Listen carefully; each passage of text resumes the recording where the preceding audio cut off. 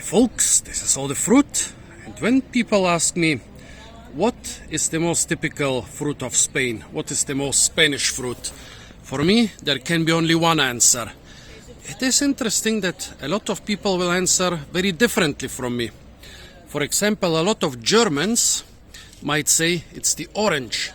Well, here I'm in Valencia. The famous Valencia orange is coming from here.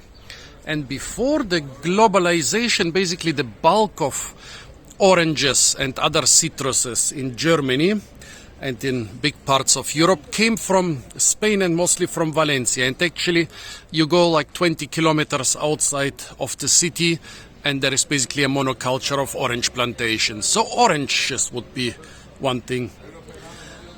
Well, some might also say the olive. Let's say if we have an olive here in this park. I can't see one. Yes, Spain is the world's leading producer as far as I know, and it has become it only in recent decades with big plantations. Funny enough, a lot of Spanish people would probably say the apple. Even in the subtropical Canary Islands, a lot of local people will say, yeah, our most typical fruit is the apple. Most probably the Reineta apple. But for me, the most typical fruit of Spain is the cherimoya. And when I first came to the Costa Tropical and other subtropical areas of Spain, I was amazed by the production of subtropical fruits. And I thought, well, why does Spain have so many more tropical fruits than the other countries in the Mediterranean? And I thought, okay, some very good reasons. Firstly, the Spanish climate is a lot milder than the countries in the Mediterranean. In Europe and the Mediterranean, yes, the south usually has milder climate than the north, but mostly the west has milder climate than the east. Meaning that Hammerfest at the northernmost point of Norway has actually a lot more milder climate than the classical Roman Mediterranean vibe city of Plovdiv in Bulgaria. And Spain and Portugal, as in the southwest, have the most subtropical climate, and Spain has also the Costa Tropical. Then Spain is the main producer of fruit and veg in Europe, especially in winter. All of Europe relies on the fruit and veg from Spain because of historically cheap labor and the mild climate. And then also I thought, okay, yes, Spain had the first giant global colonial empire. So of course they would have more tropical fruits than countries like Italy or Turkey, which were most of the time mostly contained within the Mediterranean and in the Mediterranean and Black Sea basin. Even Italy had a lot of colonies in the Black Sea. But I was wrong, folks. And so I came up with one of my favorite conspiracy theories. Why is Spain the main producer of cherimoyas and other subtropical fruits in Europe? Well, it has to do with the no-no Germans. Yeah, you know, the guy with the mustache. No, I don't mean Stalin, I mean Adolf. Well, how come? Well, the funny thing is Spain, yes, it had the first global colonial empire, but it more or less lost it around 200 years ago. Like the last big overseas colonies were lost in the Spanish-American War, and after that, well, now Spain has a couple cities in Africa and also the Canary Islands, which are in Africa, and the Balearic Islands and all the rest of Catalonia and Valencia, which others also consider colonial possessions, but anyways, technically those are all not colonial possessions. So Spain gained and lost its colonial empire without bringing too many tropical fruits to Spain.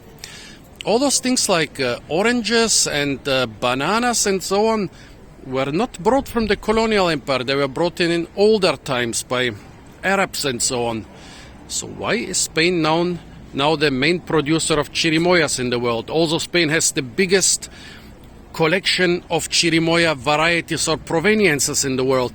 Very strange for a country which 100 years ago had probably never had any cherimoyas here. Even in the Canary Islands, which are now very famous for banana and tomato production, this only really started in the 20th century when the British required bananas and tomatoes. The Spanish wherever they went, as long as the climate was not too tropical, even in subtropical places like the Canary Islands, they kept a more or less European agriculture. Yeah, and then the Germans. Well, the Germans, well, the Nazis, the Nationalsozialistische Deutsche Arbeiterpartei, the National Socialist German Workers' Party under Adolf Hitler lost the war.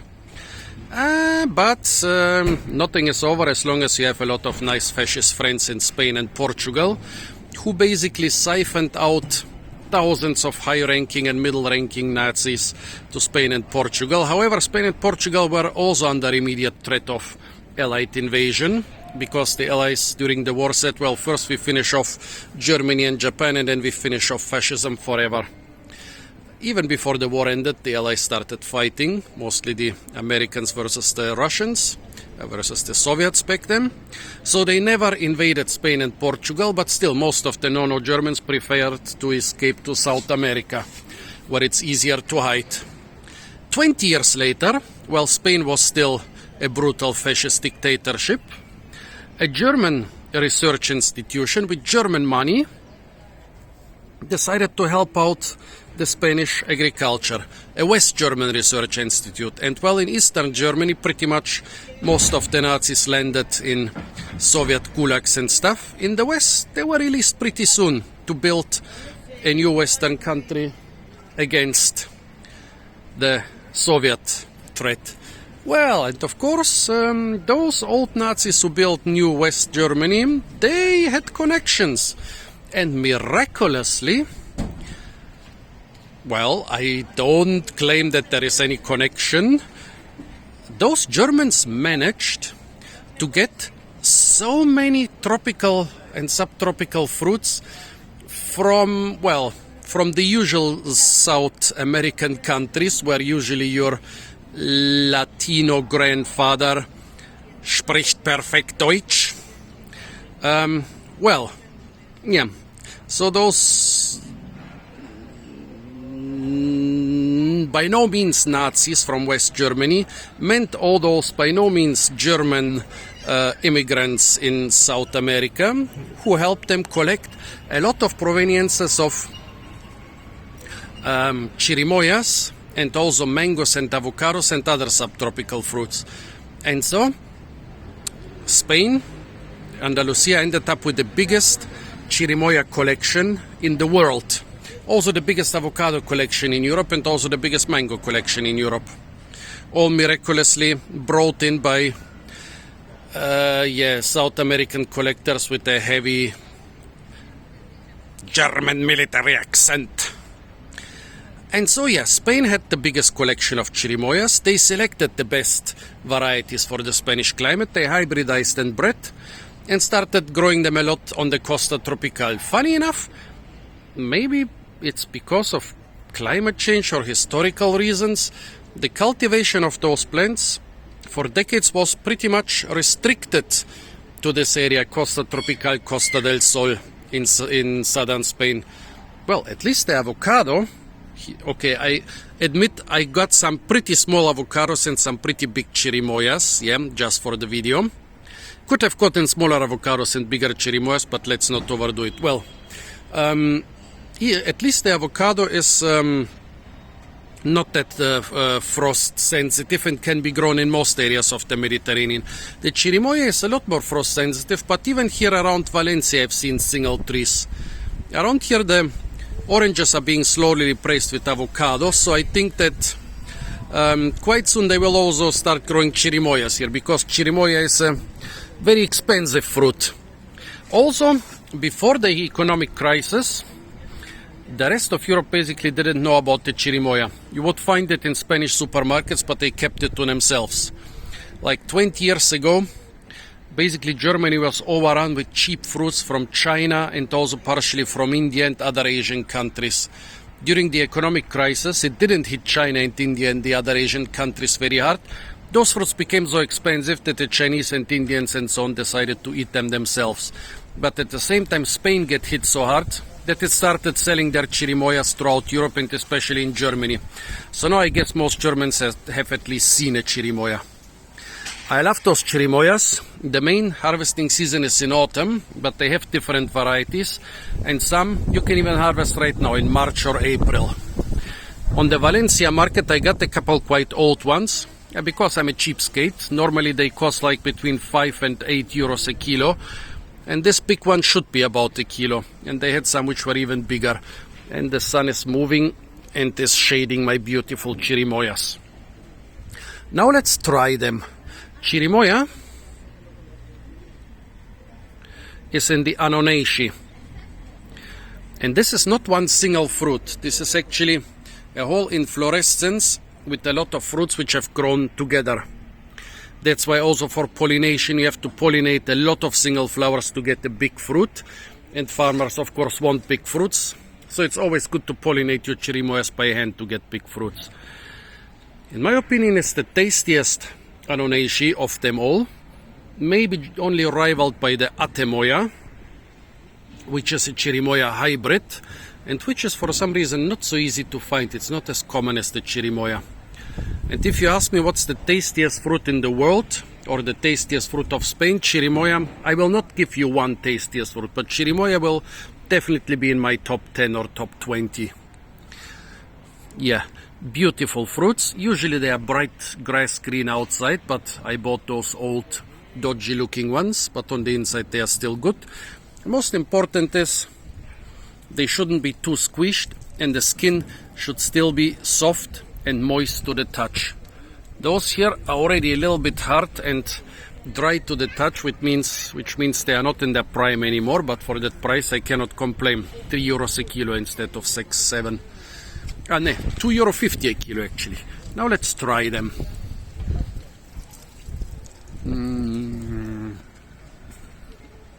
Delicious. I remember when I was young and hiking the areas of the Costa Tropical, walking through the plantations, getting several sugar flashes a day because I was eating insane amounts of dropped cherimoyas. And once the cherimoyas drop to the ground, the farmers cannot sell them anymore, so they don't mind you walking through the plantations and eating. They just shouldn't see you with big bags full of cherimoyas, because then they're gonna get really pissed. But as long as you just eat the ripe ones from the ground, the ones on the trees are not ripe yet, it's okay. So super sweet, and with a taste of pineapple, banana, mango, strawberry, all the good things, and even more. Pineapple, banana, mango, strawberry.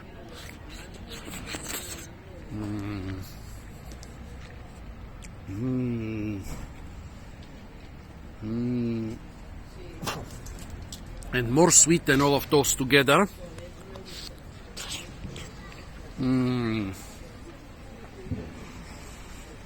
Also it has some sourness.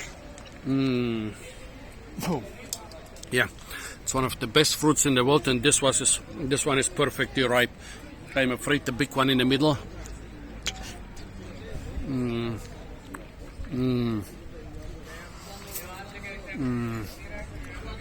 will already be too dry.